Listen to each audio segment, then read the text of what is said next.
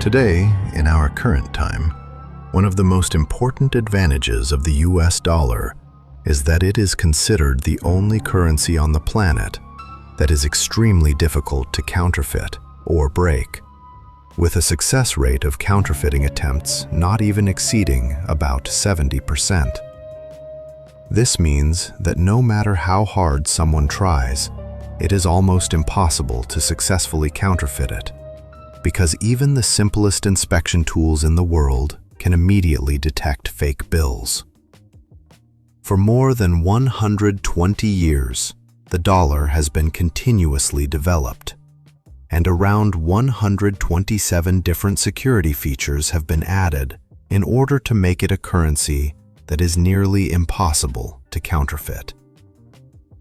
Usually, when I tell a story, it begins with a small event or some historical background connected to the story.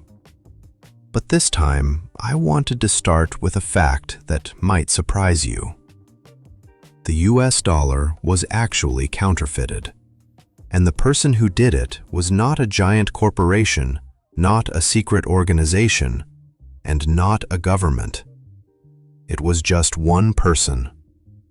One single person managed to challenge the most powerful financial and banking system in the world. And what will shock you even more is that the ending of his story is completely unexpected. Everything in his plan was calculated. With just a few moves, he managed to threaten a global trade market worth more than $45 trillion. Today, I'm going to tell you the story of the only person who managed to counterfeit the US dollar. But the strange part of the story is not the idea of counterfeiting itself. The strange part is how one human being managed to challenge the FBI and the CIA, and how the story eventually reached an outcome no one expected.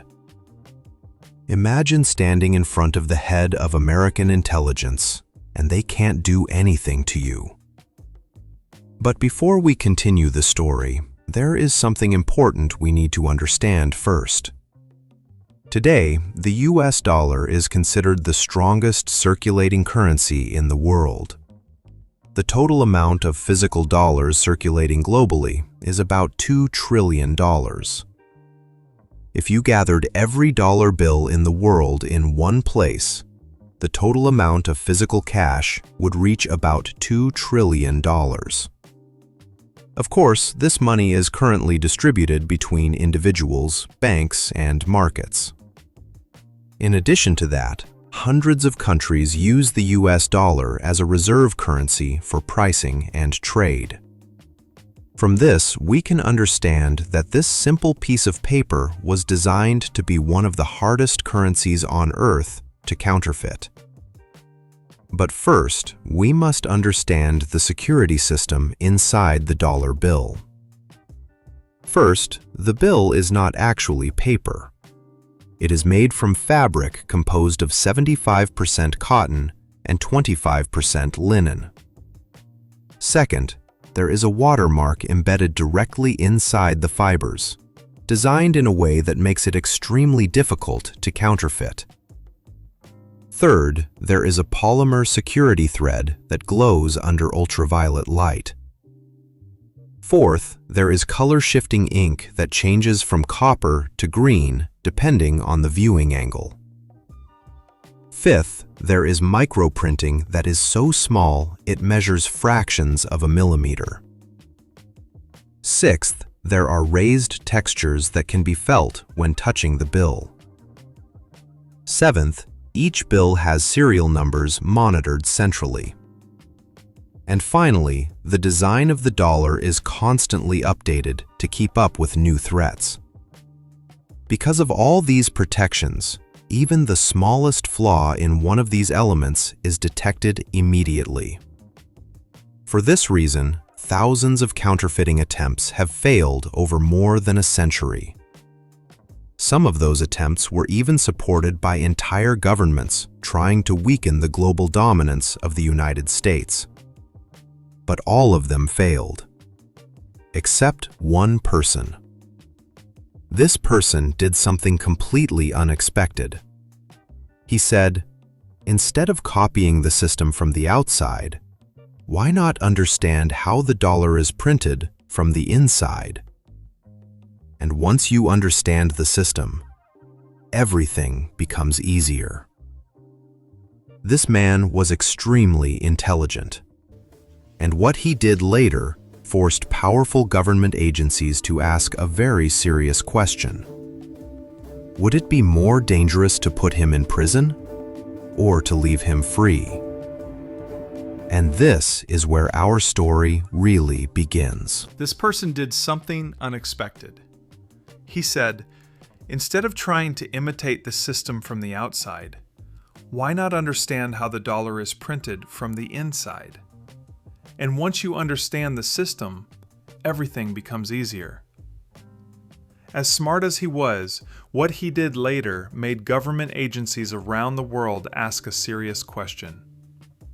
Would imprisoning him be more dangerous or leaving him free? This is where our story begins. In November 2008, specifically in a small rented apartment on the outskirts of the Canadian city of Montreal, a man was sitting with a $20 bill in front of him. He was examining the bill with a magnifying lens attached to his eye, writing notes and running small experiments. How long do you think he continued like this? He spent 47 consecutive days studying the same bill. During this time, he examined every detail. The micro-printed letters the size of a hair next to the collar of U.S. President Andrew Jackson. The color that changes from green to copper when the bill is tilted at a certain angle. And the security thread buried between layers of printing at a precise distance measured in millimeters. He tried to study everything about the currency. But the real problem was not the printing or the ink. The real problem was the paper itself. As we said earlier, the dollar is not ordinary paper. It is a fabric made of 75% cotton and 25% linen. So where is this fabric made? Only one company in the world has been producing the paper used for U.S. currency since 1879, and it specializes only in that. The company's name is Crane Currency. If you do not have this fabric, every attempt at counterfeiting will be exposed with just one touch by even the cashier of the smallest supermarket. The hero of our story knew this very well. His name was Frank Bourassa.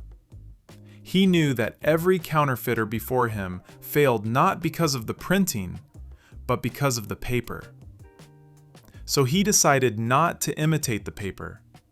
He decided to manufacture the fabric itself. Frank began contacting paper factories across Europe. Every factory he contacted, he used a different name and identity. But the name he used most often was Jackson Maxwell. He introduced himself as a purchasing manager for a company called Keystone Investments Limited. His story was ready. He told them his company was about to issue high-security corporate bonds and needed premium cotton paper with anti-counterfeiting features. The first 23 factories immediately refused him. Some even threatened to report him to authorities. But Frank did not stop. With every new call, he improved his plan. He created a professional website for the company, registered a British phone number, printed official documents, and designed a professional company letterhead.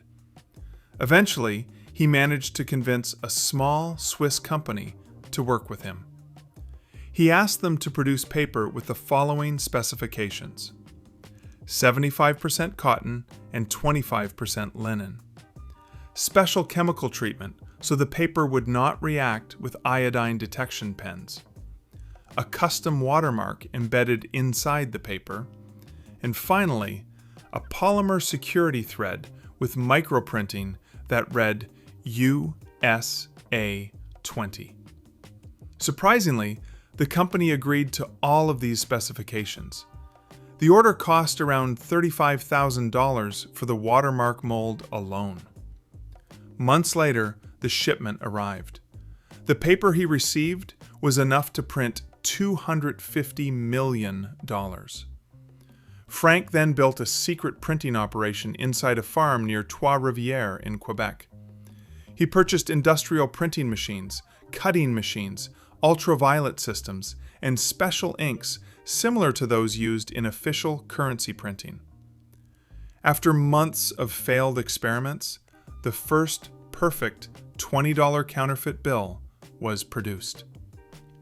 From April to December 2010, Frank printed 12.5 million bills, worth about $250 million. Instead of spending them himself, he sold the counterfeit money to criminal networks for 30 cents per dollar.